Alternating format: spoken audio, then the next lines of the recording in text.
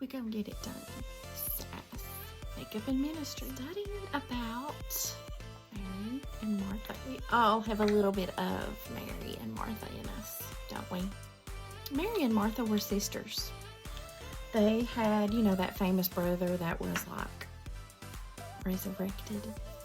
Remember the brother Lazarus? He was resurrected. And they must have been all very close because they lived together, all three of them. Martha invites Jesus and his disciples. I'm sure his disciples were there. They followed him everywhere. Martha invited Jesus to her house for dinner.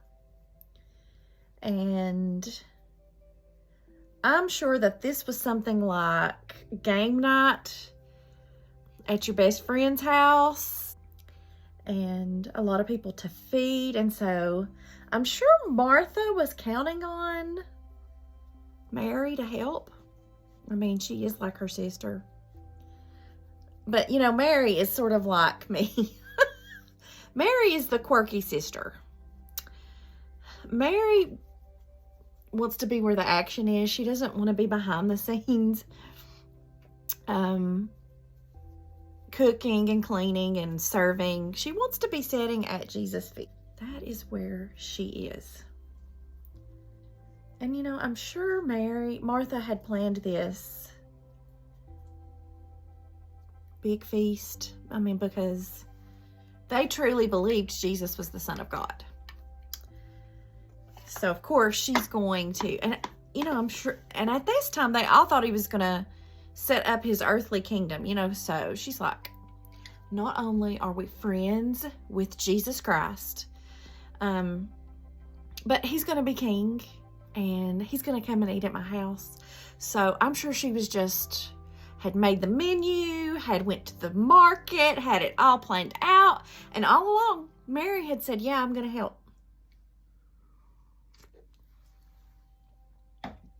Mary didn't help that much. I want to ask you, are you tired? Are you tired too? I mean, you do so much, right? We all do so much as women, mothers, wives. If your parents are still living, you got to take care of those parents. We wear so many hats. And some of us do all of that while running a business. So we're tired. I know we get tired because that's me.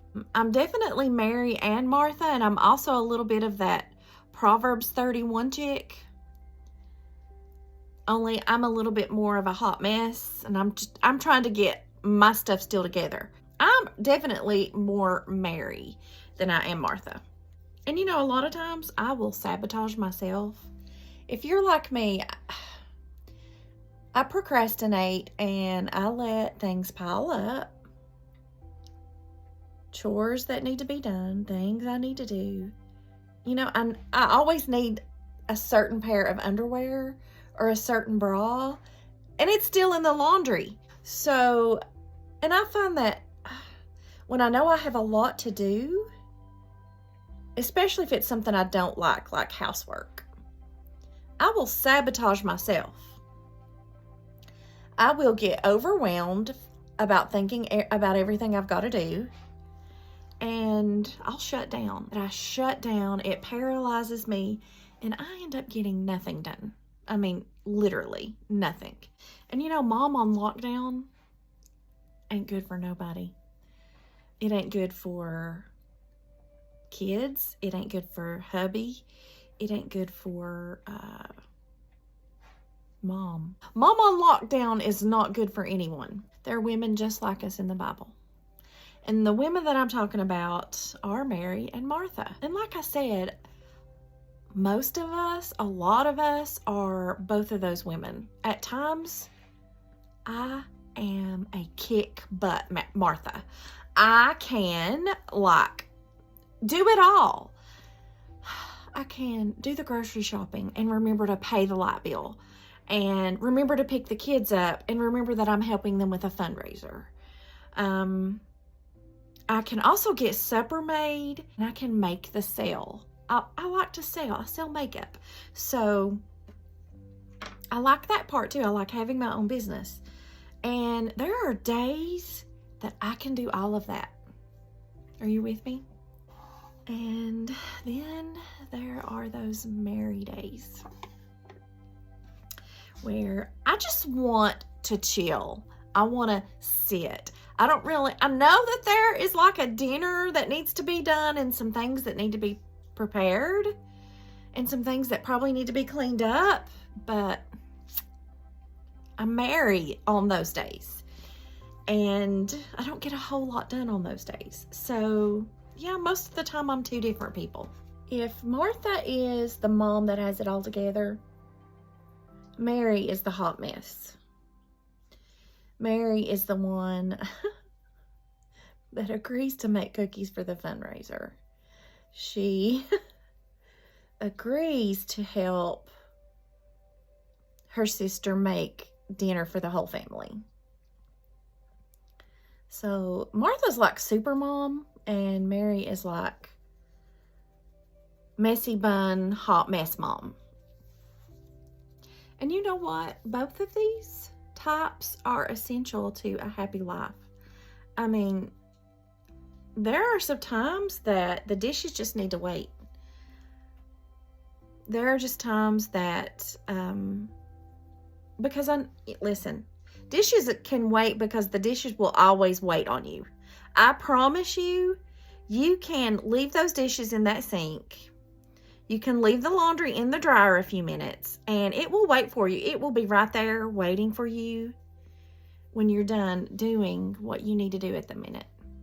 And sometimes we need to let the dishes wait to enjoy a movie with our husband. Sometimes we need to let the laundry wait to help our child with a science fair project. Sometimes we need to let the vacuum sit so that we can get done what we need to get done for our business or for our family. So it is really important that we utilize both sides, both personalities that are illustrated in this story. There are times that you're going to need to be the mom that has it all together, and there are times you're going to need to be the messy bun Mary, and it's okay. The difference is knowing when those times are. You can't always walk around with the messy bun. Sometimes you got to have it together. Sometimes you got to look the part. Sometimes you got to look like you know what you're doing so that you will know what you're doing.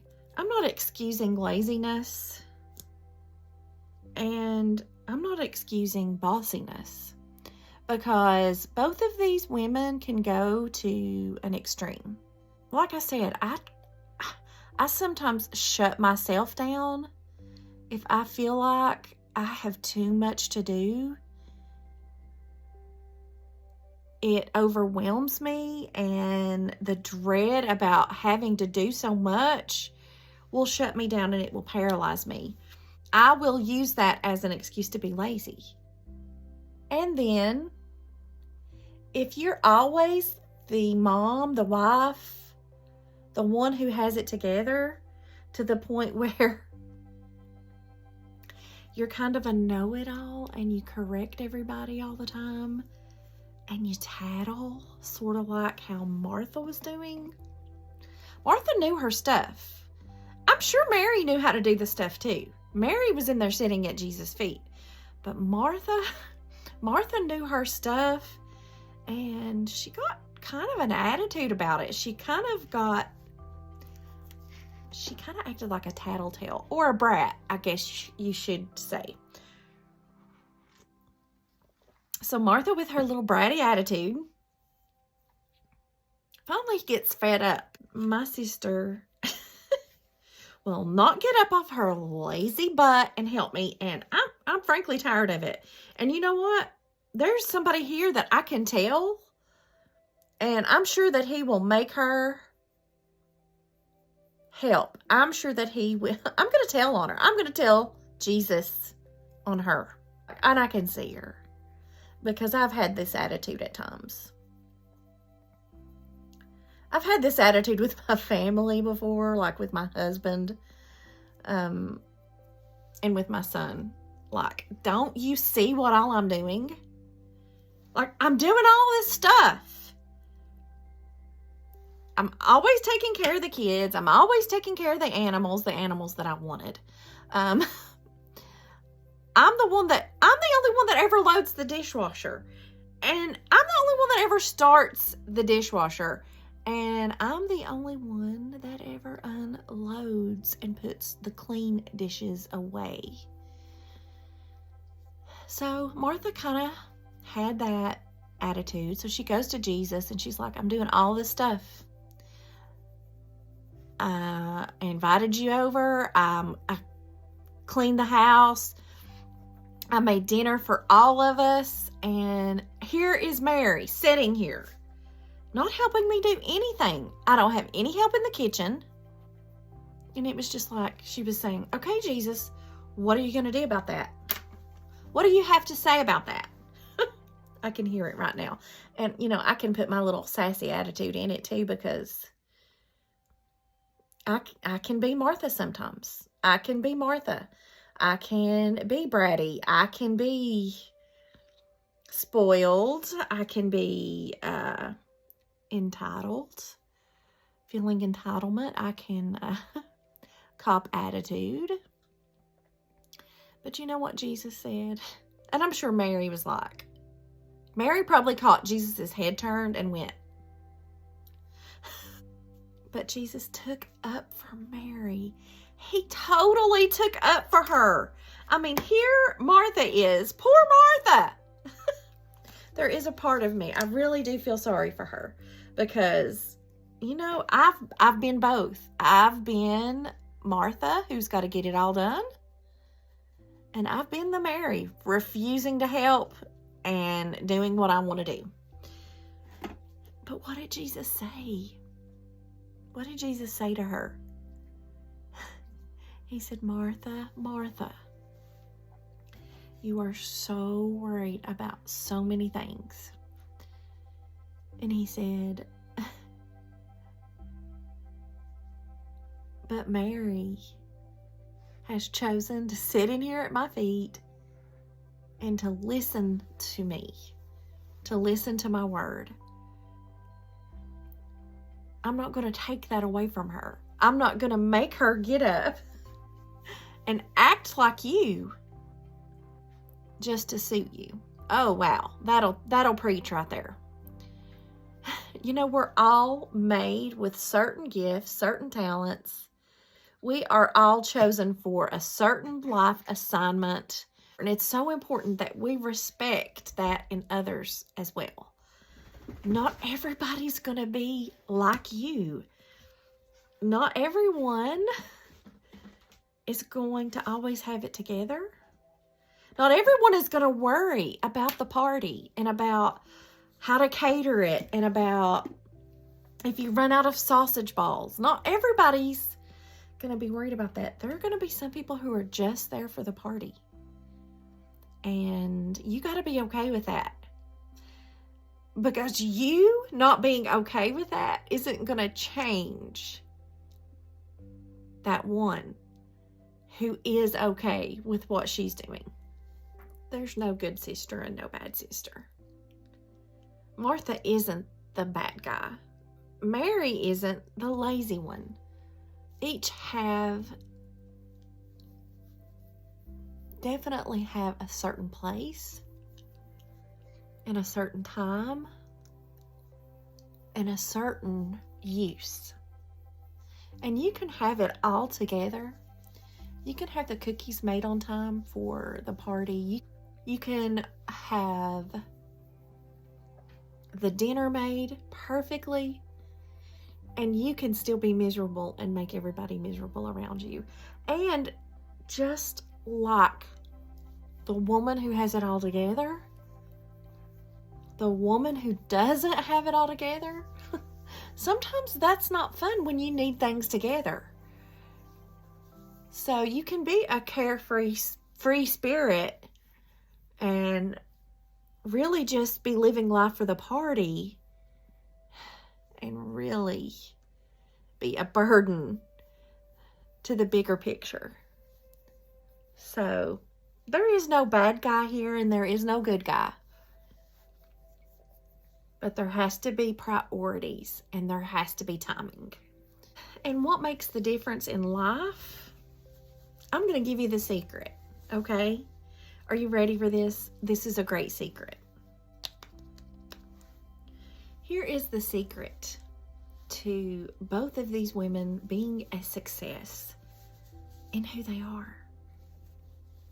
It's having Jesus. It's having that relationship with him. Yeah, Martha was busy and she was running around. But hey, she was on speaking terms with Jesus. She was comfortable with him. She had a relationship. So much so that she went to him and complained about Mary. So both of these women had Jesus. Mary was sitting there at his feet. I would say more than likely most of the disciples had the seats at the table.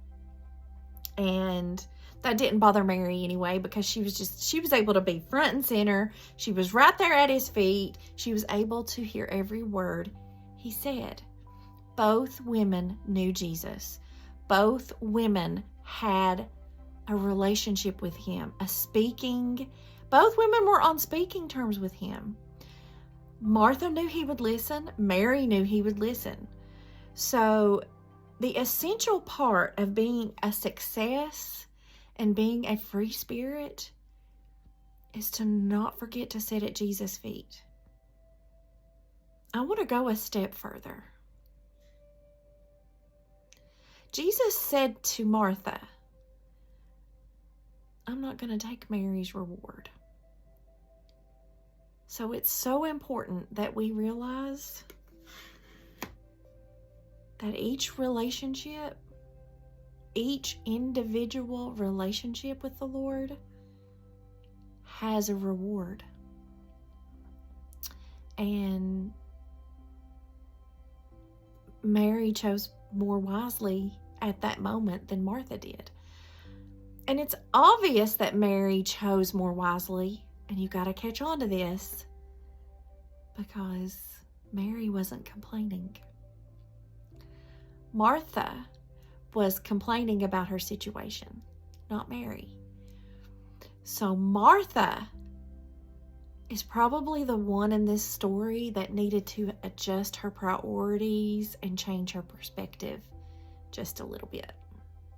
So if you're tired, if you're getting frustrated, if you're suffering burnout, if you're grumpy, if you can't get the job done without being so stressed that you have to close your eyes and take deep breaths, maybe you need to stop, sit down at his feet, and just listen.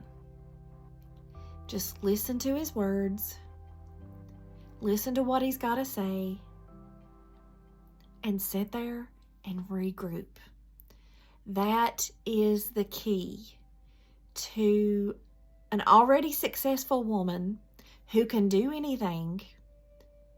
That is how she can always do anything. She is always ready for the task. She's always ready for the guests. She's always ready with the cookies. She's always ready to make the sale. She's always ready to do the job and to make the money when she needs to. Because she has sat at Jesus' feet.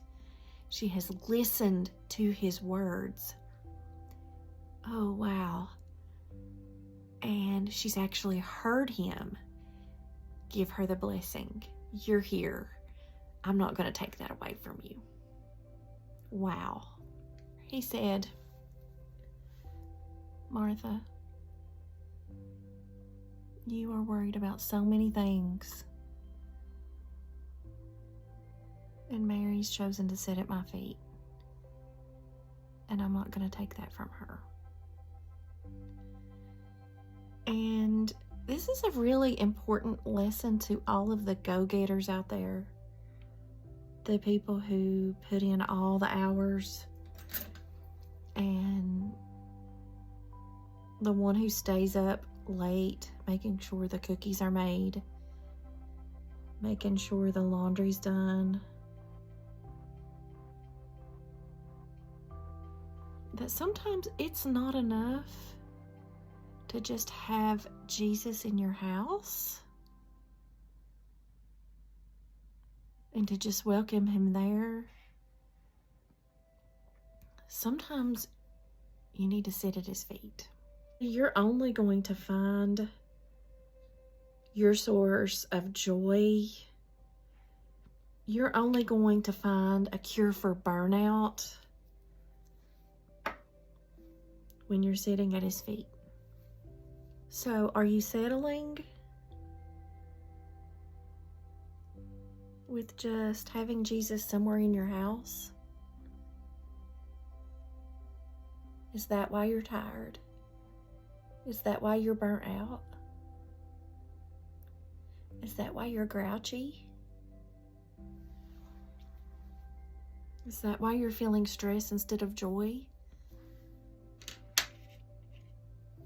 It might have something to do with it. Because you can either settle for having Jesus there, close by, maybe in the other room, within not really shouting distance, but yeah, like, hey Jesus, are you still in there? Mary knew exactly where he was. So are you settling for just having him close by instead of sitting at his feet, listening, being ministered to by his Spirit? Because there's a difference. And only one is the cure for life feeling stressful, for feeling burnout, for feeling incapable. No wonder you're tired. No wonder we're grouchy. No wonder some of our relationships are struggling and we're suffering. We need to sit a minute at his feet and listen to what he has to say. And I don't care if you're a homemaker or if you're a businesswoman or if you're both. And you can be both. You can be the homemaker. You can work part-time. You can be a stay-at-home mom, or you can be a mom that works. But whatever you decide to do, he's the essential part to you being a success. And never forget, you're a vessel. So something is going to fill you. Something is going to fill you up. You have to decide whether it's going to be stress, resentment, frustration, worry, doubt, fear, discouragement, dread. Shall I go on? Are you feeling any of that? Who wants to live like that, and who wants to live around that? If you sometimes can't stand yourself, imagine how other people feel. All of the things that you have to do, all of the deadlines, all of the success, all of the pushing, it's going to suck the life out of you without Jesus. Who's going to want to eat your cookies if you ran everybody out of the kitchen with your witching? Who wants to help you with the fundraiser if you are acting like a fun sucker? Jesus will not only make your cookies delicious, he'll make you pretty dang good too. And people will want to be around you. People will want to help you with the fundraiser. People will want to help you with the dishes. Sometimes the dishes can wait. And if you're more delightful than your cookies, I'm sure you'll get a couple of volunteers to help you with the cleanup. Mary and Martha both loved Jesus, and he loved them.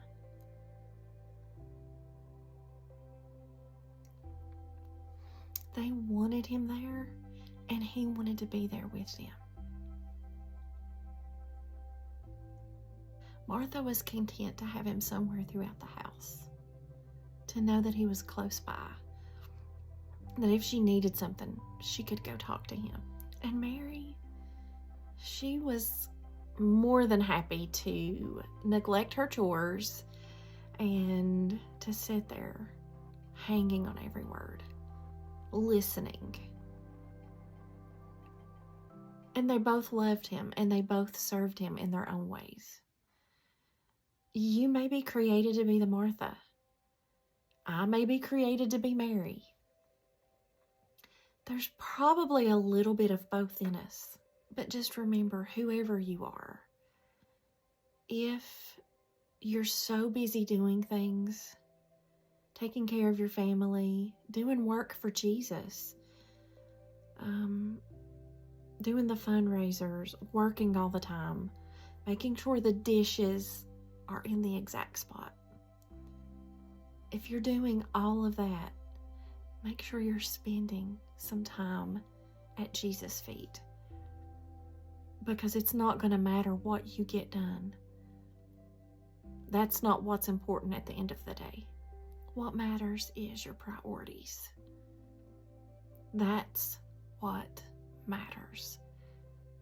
That's going to make you the mom that not only makes the best cookies, but the mom that everybody wants to be around. The mom that you want to be. Don't forget, if you can't stand yourself, more than likely there's someone in your home that can't stand to be around you. It's priorities. You're going to have to be Mary sometimes. You're going to have to let the dishes wait. You're going to have to get the food on the table and clean up later.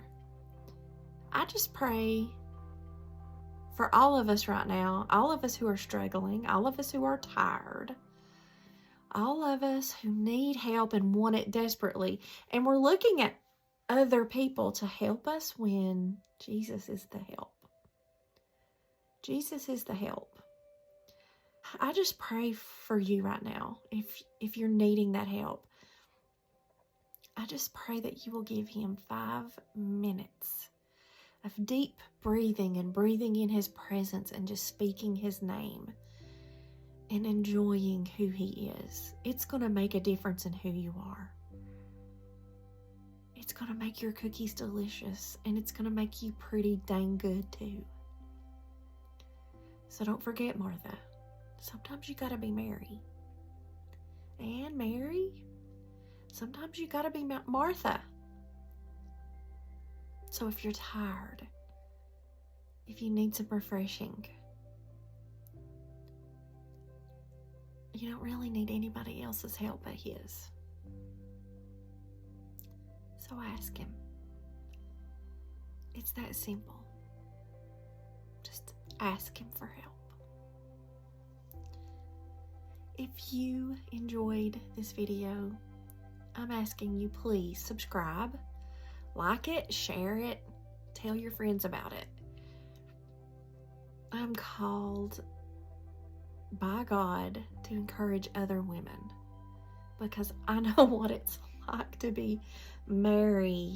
I'm Mary most of the time. Not that, that I have it all together and that I'm the one that's always at Jesus' feet. No. Usually I'm at Jesus' feet because I tripped and fell there.